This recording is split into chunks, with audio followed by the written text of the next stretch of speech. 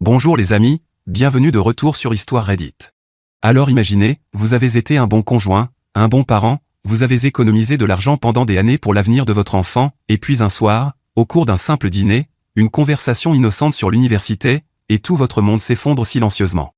Et le meilleur dans tout ça? La personne qui a causé tout ça a eu l'audace de vous dire que vous êtes le problème. Classique. Parce qu'apparemment, vider entièrement le fonds universitaire de votre enfant, mentir à plusieurs personnes en même temps, commettre une véritable fraude, puis aller vivre chez quelqu'un d'autre, c'est totalement acceptable, mais vous, allez en parler à la famille. Ah non, ça c'est la trahison. C'est là qu'on trace la ligne. Bien sûr.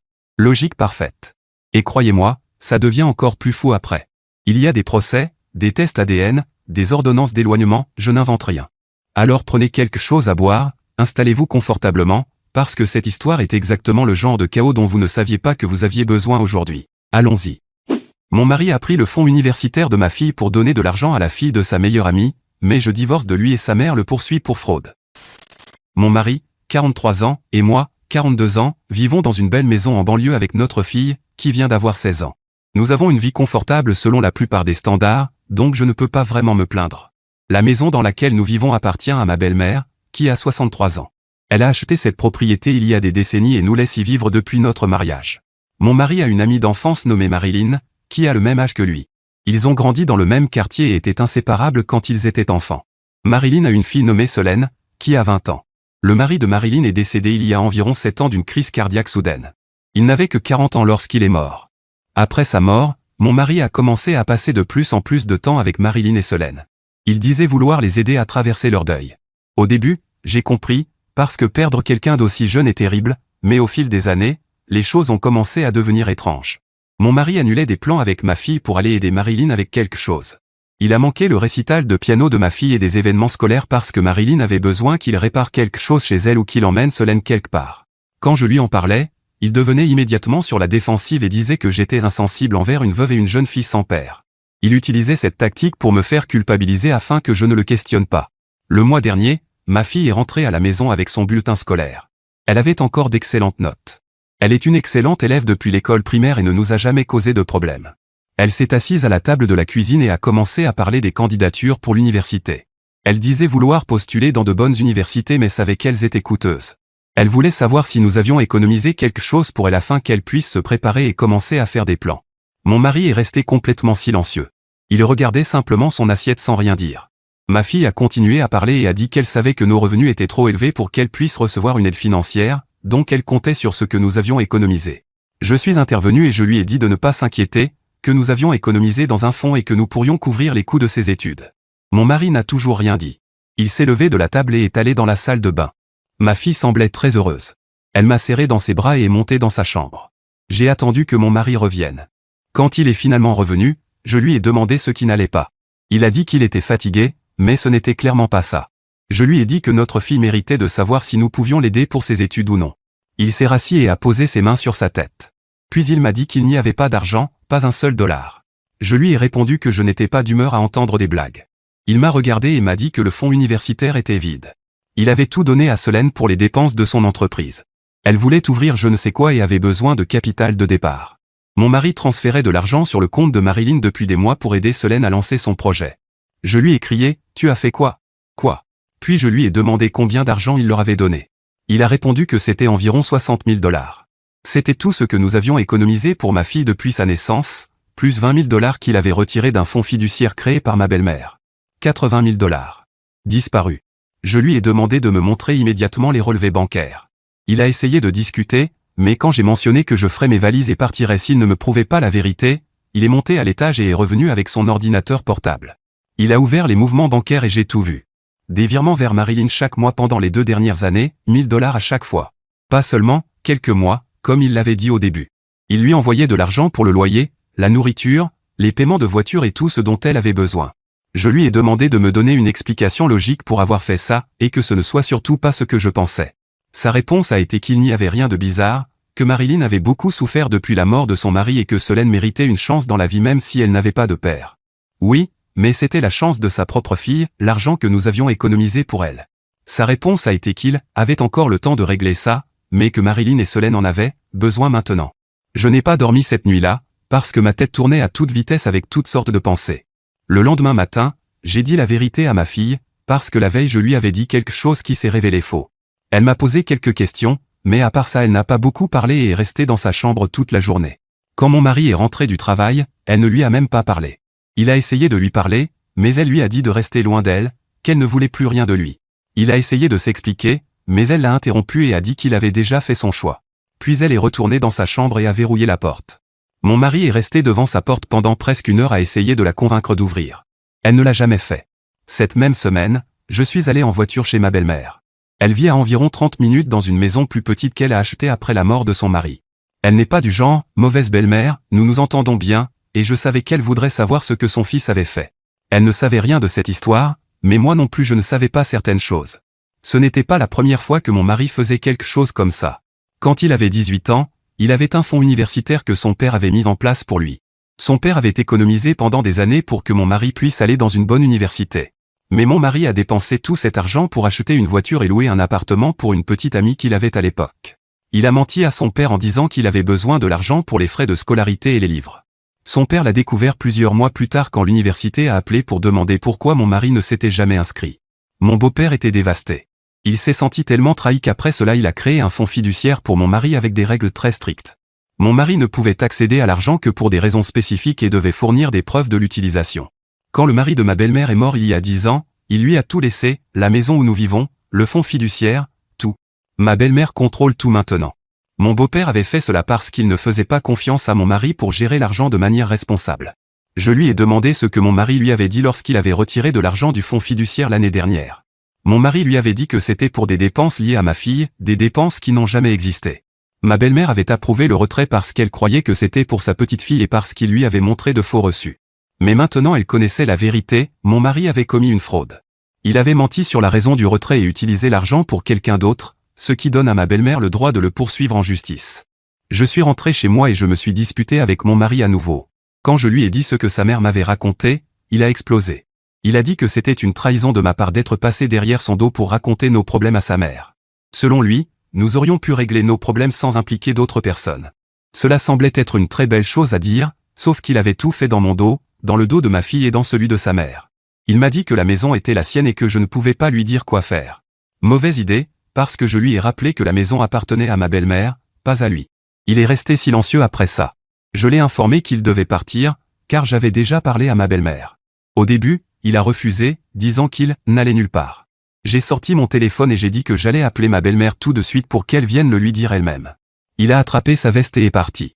Il n'a même pas pris plus de vêtements, il est simplement parti. J'ai appris plus tard qu'il était allé directement chez Marilyn et qu'il y vit depuis. Les jours suivants, il m'a envoyé des messages remplis d'insultes. Aucune excuse, aucune tentative d'explication, aucune justification, juste des insultes. Elles allaient de commentaires sur le genre de femme que je suis, à mon intelligence, et sur le fait que j'allais regretter quand je le perdrais.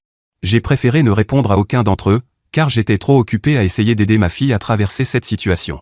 Elle a arrêté de bien manger, ne sortait de sa chambre que pour aller à l'école et a cessé de parler de l'université. En réalité, elle a cessé de parler de quoi que ce soit. 2 semaines après le départ de mon mari, je me suis assise avec ma fille et je lui ai dit que nous allions résoudre la question de l'université et qu'elle n'avait pas à s'inquiéter. Même si le reste du fonds fiduciaire de sa grand-mère existait toujours, j'avais encore du temps pour économiser davantage. Je pense que cela lui a un peu remonté le moral, mais les choses n'allaient vraiment pas bien avec ses parents séparés. J'ai commencé à examiner tous nos documents financiers pour voir ce qu'il aurait pu cacher d'autre. J'ai trouvé d'autres transferts, de petites sommes ici et là pour Marilyn au cours des 7 dernières années. Au total, cela représentait environ 1000 $ de plus. Il faisait cela depuis la mort du mari de Marilyn. Il les soutenait depuis tout ce temps. Ma belle-mère m'a appelé quelques jours plus tard. Elle m'a dit qu'elle avait parlé à un avocat au sujet du fonds fiduciaire. L'avocat a confirmé que mon mari avait commis une fraude en mentant sur le but du retrait. Ma belle-mère pouvait le poursuivre en justice et l'obliger à rendre l'argent. Elle m'a demandé ce que je comptais faire, et ma réponse a été que je voulais divorcer. Elle m'a dit qu'elle me considérait toujours comme un membre de la famille, même si je n'étais plus marié à son fils. J'ai déposé la demande de divorce le lendemain, avec l'aide d'un avocat que ma belle-mère m'avait recommandé. Il était cher, mais elle a dit qu'elle m'aiderait à payer les frais. Mon mari a appris l'existence du divorce lorsqu'il a reçu les papiers au bureau, et aussi qui finançait la procédure. Il m'a appelé ce soir-là et m'a supplié de ne pas le quitter. Il a dit qu'il avait fait une erreur et qu'il voulait réparer les choses. Je lui ai demandé s'il avait les 80 000 $ à rendre à ma fille, mais quand il m'a répondu non, je lui ai raccroché au nez. C'est tout ce qui s'est passé jusqu'à présent. Je ne pense pas que cela se résoudra rapidement, donc j'espère que publier ici m'aidera à me calmer. Je ne veux pas traverser cela seul. Parce que même si j'ai ma belle-mère, elle mène aussi sa propre bataille avec le procès. Eddie, bien sûr, je pense la même chose que vous tous, mais je n'ai trouvé aucune preuve pour le moment. Je ne vois pas d'autre raison que l'infidélité, et peut-être que Solène est la fille de mon mari, pour expliquer pourquoi il a dépensé autant d'argent pour elle. Mais, curiosité mise à part, qu'il y ait eu infidélité ou non, cela ne changera pas le cours du divorce. Le divorce aura lieu, et je compte récupérer une partie de l'argent qu'il a pris dans nos économies. C'est à ça que servent les avocats chers. Mise à jour 1. Mon mari essaie de me contacter sans arrêt depuis qu'il a reçu les papiers du divorce. Il appelle depuis différents numéros après que je les ai bloqués.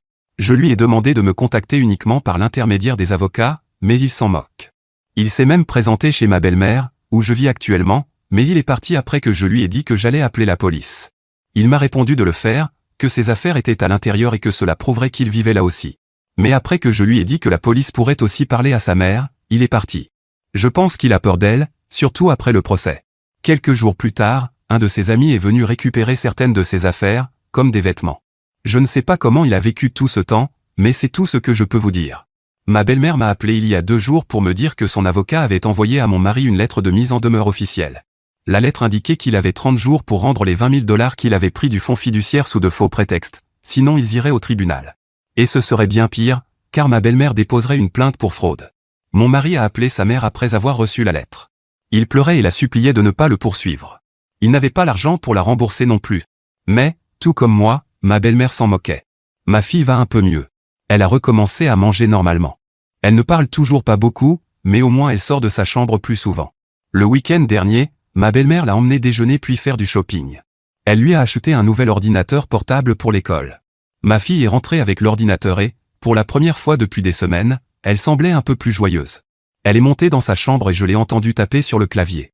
Je ne sais pas sur quoi elle travaillait, mais c'était bon de l'entendre faire quelque chose de normal. Hier, quelque chose d'inattendu s'est produit. Solène a contacté ma fille sur les réseaux sociaux. Elle lui a envoyé un message pour lui demander pourquoi son père vivait chez sa mère et pourquoi tout le monde semblait contrarié. Ma fille n'a pas répondu immédiatement. Elle est descendue et m'a demandé ce qu'elle devait dire. Je lui ai dit de dire la vérité si elle le voulait. Elle est remontée dans sa chambre et j'imagine qu'elle lui a tout raconté, parce qu'une heure plus tard Solène m'a appelé. Solène a dit qu'elle n'avait aucune idée de l'origine de l'argent pour son entreprise. Elle pensait que cela venait de sa mère. Marilyn lui avait dit que l'argent provenait de l'assurance vie de son père décédé. Solène semblait sincère. Elle n'arrêtait pas de s'excuser et disait qu'elle n'aurait jamais accepté cet argent si elle avait su qu'il provenait du fonds universitaire de ma fille. Elle m'a demandé s'il y avait quelque chose qu'elle pouvait faire pour réparer les choses. Je ne savais pas quoi lui dire. Ce n'était pas sa faute si mon mari et Marilyn lui avaient menti. L'argent était déjà dépensé. Elle ne pouvait pas le rendre. Je lui ai dit que j'appréciais son appel, mais que c'était une affaire qui concernait notre famille. Avant de raccrocher, elle m'a dit qu'elle allait confronter sa mère à ce sujet. Je lui ai demandé d'être prudente et elle m'a promis qu'elle le serait. 2 heures après cet appel, mon téléphone a sonné à nouveau. Cette fois, c'était Marilyn. Elle criait comme une folle. Elle était furieuse parce que sa fille était en colère contre elle. Et, selon elle, tout était de ma faute, parce que j'avais toujours été jalouse de son amitié avec mon mari. Je lui ai répondu que je me souciais très peu de leur amitié, mais que je me souciais énormément du fait qu'elle avait pris 80 000 $ destinés à l'université de ma fille pour les donner à quelqu'un d'autre. Marilyn est restée silencieuse un moment, puis elle a recommencé à parler d'un ton plus calme. Selon sa version, mon mari lui avait dit que l'argent était le sien et qu'il pouvait l'utiliser comme il le voulait. Il lui avait assuré qu'il avait largement assez économisé pour ma fille et qu'aider Solène ne lui retirait rien. Mais c'était un mensonge, et je le lui ai dit. Après cela, elle a simplement raccroché. Il semble que mon mari ait menti à tout le monde, mais je ne sais plus quoi croire. Il se peut que nous ayons tous reçu des mensonges, ou que certaines personnes me mentent encore maintenant. Solène me donne l'impression d'être sincère. Mais pour Marilyn, je ne suis toujours pas sûr. Ce soir-là, mon mari est venu à la maison. Il a commencé à frapper violemment à la porte d'entrée et à crier mon nom. Ma fille l'a entendu depuis l'étage et est descendue. Elle avait l'air effrayée. Je lui ai dit de rester à l'intérieur et je suis sorti pour m'occuper de lui. Il s'est mis à parler très vite et à dire que Marilyn l'avait mis dehors. Il a dit que Solène lui avait posé un ultimatum, soit Marilyn lui demandait de partir, soit Solène couperait tout contact avec sa mère. Mon mari a dit qu'il n'avait nulle part où aller. Il m'a demandé s'il pouvait rester dans la chambre d'amis pendant quelques jours, le temps de trouver une solution. Je lui ai dit non. Il a essayé de passer devant moi pour entrer dans la maison, mais je lui ai barré le chemin. Il a dit que la maison était toujours techniquement son domicile. Je lui ai rappelé encore une fois que la maison appartenait à ma belle-mère et qu'elle lui avait déjà dit qu'il n'était pas le bienvenu. Il a commencé à devenir agressif et à élever la voix. Un voisin a dû entendre, parce que la lumière de son Porsche s'est allumée. Mon mari l'a remarqué, a reculé, est remonté dans sa voiture et est parti. J'ai appelé ma belle-mère juste après pour lui raconter ce qui s'était passé. Elle a dit que l'avocat du divorce allait accélérer les choses. Comme mon mari avait commis une fraude avec le fonds fiduciaire, l'avocat de ma belle-mère travaillait avec le mien pour garantir un accord favorable. Ma belle-mère a dit que l'objectif était de récupérer le plus d'argent possible et de s'assurer que mon mari ne puisse plus jamais toucher à quoi que ce soit appartenant à ma fille. Le lendemain matin, mon avocat spécialisé dans le divorce m'a appelé. Il a dit que l'avocat de mon mari avait pris contact pour négocier. Mon mari était prêt à accepter une division des biens 80/20, avec moi recevant la plus grande part. Il accepterait également de rendre les 20 000 $ au fonds fiduciaire de ma belle-mère, avec des paiements échelonnés, y compris une saisie sur salaire si nécessaire. Il a aussi expliqué que, compte tenu de la situation financière de mon mari, il ne semblait plus rester grand-chose. La majorité de ses économies étaient déjà parties chez Marilyn et Solène. Ce qu'il restait serait partagé entre nous, mais je recevrais la majorité. Ma belle-mère est prête à accepter cela, tant que le divorce se termine plus rapidement. Quoi qu'il en soit, je lui ai donné un peu de temps pour bien y réfléchir. Dans une semaine, elle me donnera sa réponse finale, même si elle ne pense pas que son avis changera. Mise à jour 2. Le divorce a avancé plus vite que je ne l'avais prévu. Mon ex-mari a signé l'accord il y a 3 semaines. J'ai reçu 80% de nos économies, ce qui n'était pas énorme puisque la majorité avait déjà disparu, mais c'était toujours ça. Nous n'avons toutefois pas accepté sa première proposition. À la place, nous avons fait une contre-proposition. Il accepterait de me donner 80% de nos économies en échange du fait que je ne le poursuive pas pour le reste de l'argent. Nous savions qu'il serait difficile de récupérer le reste puisqu'il n'a presque plus rien, et une autre poursuite judiciaire aurait été trop lourde. Il a accepté. Ma belle-mère, en revanche, a décidé d'aller de l'avant avec la poursuite pour fraude. Elle a dit qu'elle voulait établir un précédent et s'assurer que mon ex comprenne qu'il y a des conséquences lorsqu'on ment. C'est aussi une des raisons pour lesquelles nous ne l'avons pas poursuivi, je savais que ma belle-mère s'occuperait de lui. Le tribunal a statué en sa faveur la semaine dernière. Mon ex doit rembourser les 20 000 $, plus les frais juridiques. Les paiements seront directement prélevés sur son salaire chaque mois pendant les 5 prochaines années. Mon ex vit maintenant dans un petit appartement de l'autre côté de la ville. Il a essayé de contacter ma fille plusieurs fois par email, mais elle n'a jamais répondu. Elle m'a dit qu'elle ne voulait ni le voir ni lui parler. Ma belle-mère a été incroyable dans toute cette histoire. Elle a créé un nouveau fonds d'éducation pour ma fille et y a déposé 50 000 $. Elle a dit que c'était de l'argent qu'elle prévoyait de lui laisser dans son testament de toute façon, mais qu'elle voulait s'assurer que ma fille puisse y avoir accès maintenant, au moment où elle en a vraiment besoin. Ma fille a pleuré quand ma belle-mère lui a dit. Elle a serré sa grand-mère dans ses bras et l'a remerciée encore et encore. Ces 50 000 $ ne remplacent pas seulement les 20 000 $ manquants, ils ajoutent aussi 30 000 $ de plus au fond.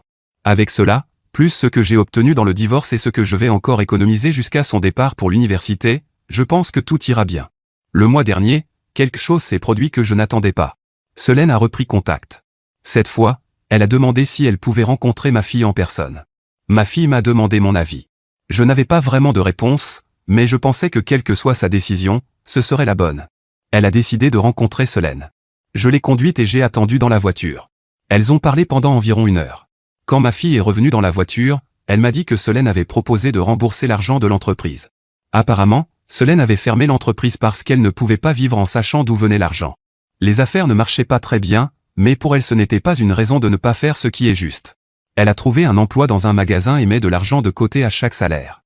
Elle a dit que cela prendrait longtemps, mais qu'elle voulait faire ce qui est juste. Ma fille lui a dit qu'elle appréciait le geste, mais qu'elle irait bien. Solène s'est mise à pleurer et a dit qu'elle se sentait terrible. Elles ont encore parlé un peu, puis se sont serrées dans les bras avant de se dire au revoir. D'après leur conversation, Marilyn semble avoir menti autant que mon ex-mari. Elle a peut-être été trompée elle aussi, ou peut-être pas. Mais elle n'est pas une victime dans cette situation. Ma fille ne déteste pas Solène, parce qu'elle pense qu'elle est tout autant victime des décisions de mon mari et de Marilyn qu'elle. Marilyn, en revanche, n'a jamais essayé de nous contacter. J'ai entendu par quelqu'un qui la connaît qu'elle est en colère et pense que tout est de ma faute. Elle a rompu son amitié avec mon ex-mari, et c'est ma faute, parce que je me suis immiscé entre 2 amis de longue date. Je me fiche de ce qu'elle pense. Elle a été complice de tout ce que mon mari a fait. Elle a accepté de l'argent qui ne lui appartenait pas et a menti à sa propre fille sur son origine. Ma belle-mère m'a dit la semaine dernière que mon ex-mari avait essayé de l'appeler pour s'excuser, mais qu'elle ne voulait pas pardonner à quelqu'un d'aussi pathétique. Il a dit qu'il avait réalisé qu'il avait pris de terribles décisions et qu'il avait détruit sa famille. Il a commencé à pleurer au téléphone et à supplier qu'on lui pardonne. Mais ma belle-mère l'a interrompu en lui disant qu'elle n'oublierait jamais ce qu'il avait fait à sa petite fille. Quand le divorce a été finalisé, ma fille et moi sommes sortis dîner ce soir-là. Nous avons de nouveau parlé de ses projets d'université. Elle avait fait des recherches sur plusieurs universités et en avait trouvé quelques-unes qui lui plaisaient. Je lui ai dit que j'étais fier d'elle de ne pas avoir abandonné ses rêves malgré tout ce qui s'était passé. Ce soir-là, nous sommes rentrés à la maison et ma fille est directement montée dans sa chambre pour travailler sur ses candidatures universitaires. Je ne crois pas l'avoir vue aussi heureuse depuis longtemps, et cela me rend heureuse moi aussi. Mise à jour 3. Nous allons bien, merci pour votre inquiétude. Ma fille a terminé ses candidatures universitaires le mois dernier et a déjà reçu 2 réponses. Les 2 universités l'ont acceptée et lui ont offert des bourses partielles. Elle attend encore les réponses de quelques autres avant de prendre sa décision finale. Ma belle-mère l'aide à examiner les bourses et ce qu'elles couvrent, car comme nous ne pouvons pas accéder à certaines aides financières, nous devons couvrir le reste avec nos économies. Ma fille n'a pas parlé à mon ex-mari pendant tout ce temps. Il a essayé de se présenter une fois à son école pour qu'elle ne puisse pas l'éviter. L'école m'a appelé immédiatement et je suis venu. Mon ex-mari se tenait devant l'entrée principale, attendant que ma fille sorte. Je lui ai dit de partir, mais il refusait parce qu'il voulait simplement parler à sa fille pendant 5 minutes. Ma fille ne voulait même pas lui parler pendant 5 minutes, et je le lui ai dit. Je lui ai aussi dit que s'il ne respectait pas sa volonté, j'appellerais la police pour l'y aider. La semaine dernière, mon ex-mari m'a écrit par email. Il a dit qu'il assistait à des réunions pour les personnes ayant des problèmes financiers. Il essayait de remettre sa vie sur les rails et voulait reconstruire sa relation avec notre fille. Il m'a demandé de lui parler pour voir si elle accepterait de le rencontrer. J'ai transféré l'email à ma fille et je lui ai dit que c'était sa décision. Elle l'a lu et a répondu non. Elle a dit qu'elle n'était pas prête et qu'elle ne le serait peut-être jamais. J'ai donc répondu à l'email de mon ex pour lui transmettre la décision. Ma belle-mère m'aide beaucoup avec la maison, car elle veut que ma fille et moi restions ici aussi longtemps que nécessaire. Elle a également décidé que, lorsqu'elle décédera, la maison reviendra à ma fille. Elle a mis son testament à jour pour que cela soit officiel. Elle veut s'assurer que l'avenir de ma fille soit sécurisé, mais aussi que son fils ne puisse jamais mettre la main sur la maison après sa mort. En fait, elle a modifié son testament en général, et rien de ce qu'elle possède n'ira à mon ex. Je l'ai remerciée, mais je lui ai dit qu'elle n'était pas obligée de faire ça. Elle m'a répondu qu'elle le savait, mais qu'elle voulait le faire. Ma fille est sa petite fille, donc elle prendra soin d'elle comme mon ex-mari aurait dû le faire. J'ai également eu des nouvelles de Marilyn et de Solène. Beaucoup de choses se sont passées entre elles pendant tout ce temps sans que ma fille et moi le sachions. Solène voulait savoir si mon ex était son père, ce qui me semble une question légitime, et elle a fait pression sur Marilyn pour qu'elle lui dise la vérité. Solène nous a raconté tout cela lors d'une rencontre qu'elle avait demandé à avoir avec ma fille et moi. Marilyn continuait de jurer qu'elle et mon ex n'avaient jamais eu de relation, mais Solène ne la croyait pas. Finalement, Marilyn a accepté de convaincre mon ex de faire un test ADN avec Solène pour le prouver, puisqu'elle disait n'avoir rien à cacher. Mon ex a accepté. Le test ADN est revenu négatif, puis Solène et mon ex ont eu une discussion. Mon ex lui a dit la vérité, ou du moins une partie. Il lui a avoué qu'il avait toujours eu des sentiments pour sa mère, mais qu'il ne s'était jamais rien passé entre eux. C'est pour cela qu'il était sûr que le test ADN serait négatif et qu'il n'a pas refusé de le faire. Il est difficile de croire mon ex, mais cela a ensuite été confirmé par Marilyn, qui a donné plus de détails. Et je pense que Marilyn a moins de raisons de mentir, car sa fille la déteste presque autant que la mienne déteste son père. Elle a dit à sa fille qu'il était vrai que mon ex était attiré par elle, mais qu'elle ne l'avait jamais vu de cette façon. Quand Solène lui a demandé pourquoi elle avait accepté de l'argent de lui alors qu'elle ne ressentait rien pour lui et qu'il n'avait même pas de relation, Marilyn a répondu qu'après la mort de son mari, sa situation financière était devenue très difficile. Elle a dit que laisser mon ex l'aider à se relever, alors qu'elle n'avait pas pu aller à l'université, était quelque chose qu'elle avait accepté malgré l'image que cela donnait. C'est pour cela que je crois sa version. Marilyn a avoué tout cela en pensant que sa fille comprendrait, ce qui confirme en partie la version de mon ex. Solène déteste toujours sa mère malgré le sacrifice qu'elle dit avoir fait. La semaine dernière, j'ai croisé un collègue de mon ex-mari. Il m'a dit que mon ex avait été rétrogradé au travail. Apparemment, il semble souffrir d'une forme de dépression, car ses performances ont beaucoup baissé. On lui a retiré certaines responsabilités et certains projets. Tout le monde au bureau connaît plus ou moins l'histoire de ce qui lui est arrivé, donc je n'ai pas eu besoin d'expliquer quoi que ce soit. Je n'exclus pas que certains de ses collègues ou leurs partenaires aient lu ces publications. Ma fille a eu 17 ans le mois dernier. Nous avons organisé une petite fête avec ma belle-mère et quelques amis proches de ma fille. Il y a 2 jours, mon ex-mari a envoyé un autre email. Celui-ci était plus court. Il disait qu'il comprenait pourquoi ma fille ne voulait pas le voir, mais qu'il espérait qu'elle savait qu'il l'aimait. Il regrettait tout ce qui s'était passé et qu'il passerait le reste de sa vie à essayer de réparer ses erreurs. Je ne veux pas parler à la place de ma fille, qui pense toujours qu'elle ne veut pas de contact avec lui, mais je ne sais pas comment quelqu'un peut réparer quelque chose d'aussi grave. Mise à jour 4. Ce qui vient de se passer est trop important pour que je le garde pour moi. Comme j'ai toujours utilisé cet endroit pour me défouler un peu, j'ai besoin de l'écrire ici. Cela ne m'affecte pas directement, mais c'est le genre de choses qu'on ne peut pas garder pour soi très longtemps sans que la tête explose. En résumé, mon ex a harcelé Marilyn, et elle a obtenu une ordonnance restrictive temporaire contre lui. Mais le plus important, c'est pourquoi il l'a fait, ou pourquoi il pensait que harceler quelqu'un était acceptable. Solène a assisté à l'audience publique devant le juge concernant la demande d'ordonnance restrictive permanente pour sa mère, donc nous avons appris certains détails que je ne connaissais pas. Tout a commencé il y a environ 4 mois, lorsque mon ex a commencé à harceler Marilyn. Selon le témoignage présenté lors de l'audience, nous avons appris que Marilyn avait entretenu les attentes de mon ex pendant longtemps. Cela a conduit mon ex à la harceler, car il croyait qu'elle jouait à se faire désirer, et non qu'elle lui avait menti. Il l'appelait à toute heure, lui demandait avec qui elle était, et allait même chez elle à des heures étranges comme 6 heures du matin ou 2 heures du matin. Elle lui disait qu'elle ne voulait rien avoir à faire avec lui, tandis que mon ex pensait que maintenant, sans Solène et sans moi, ils étaient libres d'être ensemble. Un soir, alors qu'elle rentrait d'un dîner avec des amis, il l'a attendue cachée devant sa maison. Quand elle est arrivée, il a sauté derrière elle et a fait cette chose où l'on couvre les yeux de quelqu'un pour lui faire deviner qui c'est. Mais elle a eu peur parce qu'elle a cru qu'il s'agissait d'un agresseur. Elle a crié si fort que les voisins sont sortis et ont appelé la police.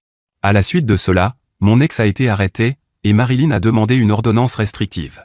Cependant, lors de l'audience pour la rendre permanente, mon ex a montré certains messages entre eux dans lesquels Marilyn lui faisait croire qu'il pourrait se passer quelque chose entre eux. Le juge a donc refusé l'ordonnance permanente. Marilyn a finalement quitté la ville pour éviter d'avoir à attendre que mon ex fasse quelque chose d'étrange. Elle pense toujours que mon ex a essayé de lui faire quelque chose et que ce n'était pas simplement une surprise. Cependant, la caméra de la sonnette de sa porte ne montre que ce que nous savons déjà. Ma fille m'a raconté tout cela hier après avoir parlé avec Solène. C'est pour cela que j'ai l'impression que ma tête va exploser avec toutes ces informations. C'est beaucoup trop à assimiler. Même si mon ex n'a passé qu'une seule nuit en prison et qu'une ordonnance restrictive temporaire lui a été imposée, qu'il n'a pas violé. Tout cela est complètement faux. Mais en même temps, c'est malheureusement tout à fait typique de mon ex ces derniers temps. Alors ma famille YouTube, voici mon avis sur cette histoire. Soyons honnêtes, le mari dans cette histoire n'a pas simplement fait une erreur. Les erreurs, c'est oublier un anniversaire ou brûler le dîner. Ce qu'il a fait, c'est un schéma de tromperie calculé qui a duré des années et qui a littéralement affecté tout le monde autour de lui, sa femme, sa fille, sa propre mère, et ironiquement même Marilyn et Solène, qu'il prétendait aimer tant que ça. Et voici ce qui me frappe. Il a passé 7 ans à vider lentement de l'argent, à manquer les récitals de sa fille, à sauter ses événements scolaires, tout ça pour une femme qui, finalement, ne l'a jamais voulu de cette façon. Marilyn utilisait ses sentiments pour sa sécurité financière. C'est froid. Mais honnêtement, c'est lui qui lui a donné ce pouvoir en la choisissant elle plutôt que sa propre famille, encore et encore, sans que personne ne le lui demande. Maintenant, Solène, je la respecte vraiment. Elle n'était pas obligée de tendre la main. Elle n'était pas obligée de proposer de rembourser l'argent avec ses chèques de paie de son travail au magasin. Elle aurait pu rester silencieuse et passer à autre chose. Mais elle ne l'a pas fait, et ça en dit long sur son caractère, surtout vu l'environnement dans lequel elle a grandi. La véritable héroïne de cette histoire, cependant, la belle-mère. Elle n'était pas obligée de faire tout ce qu'elle a fait, l'avocat, le fonds de 50 000 $, la mise à jour de son testament, leur permettre de rester dans la maison. Elle a choisi sa petite fille plutôt que son propre fils, et honnêtement, c'est ça le véritable amour. Et la fille. Elle a 17 ans, elle traverse quelque chose qui briserait la plupart des adultes, et pourtant elle continue de postuler dans des universités, elle continue de rêver. Cette résilience, c'est tout. Maintenant, les leçons, parce qu'il y en a plusieurs ici. Premièrement, la transparence financière dans un mariage est non négociable. On ne peut pas construire un avenir sur des secrets. Deuxièmement, la culpabilité est un outil de manipulation. Dès que quelqu'un utilise votre gentillesse contre vous pour éviter d'assumer ses responsabilités, faites attention. Troisièmement, protéger l'avenir de ses enfants n'est pas optionnel. C'est tout l'objectif. Et enfin, les personnes qui vous aiment vraiment se montrent présentes quand ça compte le plus. Pas avec des mots, avec des actions. Qu'en pensez-vous les amis? Partagez votre avis sur cette histoire. Merci d'avoir regardé Histoire Reddit. N'oubliez pas de liker et de vous abonner. À très bientôt dans la prochaine vidéo.